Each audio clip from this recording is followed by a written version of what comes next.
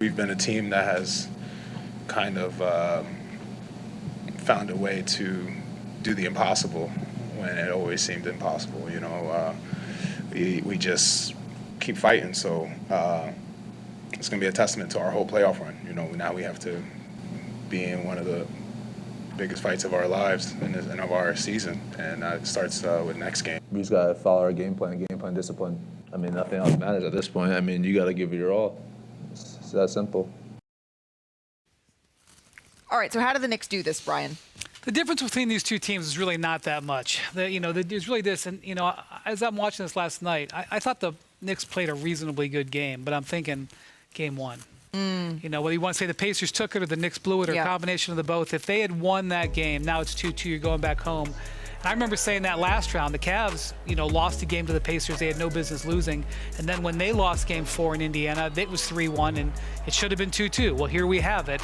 A big challenge for the Knicks at this point, when Towns and Brunson are on the court together, they're minus 24. It's just that they are, as UD just broke down, they're susceptible to the attack of the Pacers. They're going to have to try to solve that. Whether it's pull it out in game 5 or 6 or 7, they're going to have to try to get that number back to a positive. Those are all NBA players. Our friend Udonis gives some of the best hype up, encouraging, you need a good word, you go to UD. I'm serious. Like, he gives some of the best sort of advice. You're going into a tough situation, adversity, you call UD to sort of give you the speech. If you're in that Knicks locker room right now, what are you turning to Brunson? What are you turning to Cat? What are you turning to this team and saying? We need y'all to set the tone, and not on offense, because we know what y'all can do offensively. We need y'all to set the tone defensively. You know what it does when you watch your best 2 players set the tone and take the challenge defensively, what it does to the other guys in that locker room? I guarantee that Jalen Brunson probably has not been challenged defensively. Cat probably has not been challenged defensively. Everybody talks about what they do offensively. Well, tonight, to get this done, we need to challenge you defensively, and y'all got to be our defensive stoppers. We know what Hart does. We know what the other guys do. We need you guys to do it. And you know what's hard, though, in this circumstance? Because you can go out there and put the effort, but I don't know if you guys caught how many times Jalen Brunson was on the floor.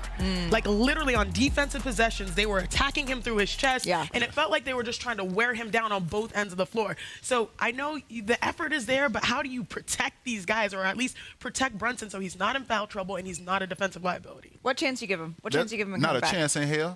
Not a chance in hell. Because I'm going to tell you why. Because Cat had 24 and 12 last game. Brunson had 31. Bridges had 17. Your guys got off, and you still lost. The only thing you can look at and say is we gave up 17 turnovers for 20 points, and you can look at that. But Tibbs has literally exhausted every single option. And the last thing you don't want to do in the playoffs is start making it up. You've built habits for 8 months. Yeah, you want to add wrinkles, but you don't want to start making it up. And when you start making it up, you're in trouble. And the Knicks been making it up. Well, in a game, that's the only place you want to add wrinkles. Go ahead. They can control reducing. Good job. They can reduce the amount of turnovers. That's one thing they can start. Where do you start making a comeback? Get the turnovers down so the possessions stay more under control. Probably the thing that, if you were a Knicks fan, was the most worrisome that, I thought when I watched it, was when Tibbs called timeout in the second half last night, and he was telling them, run. You got to run. You got to sprint.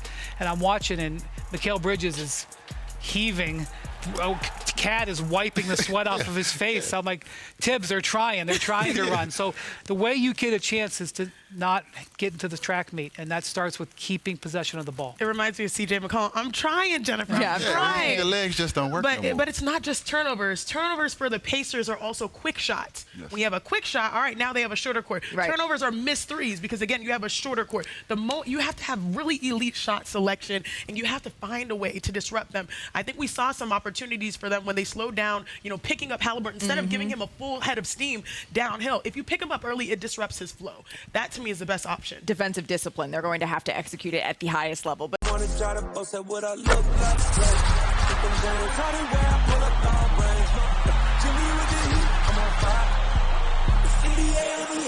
fire.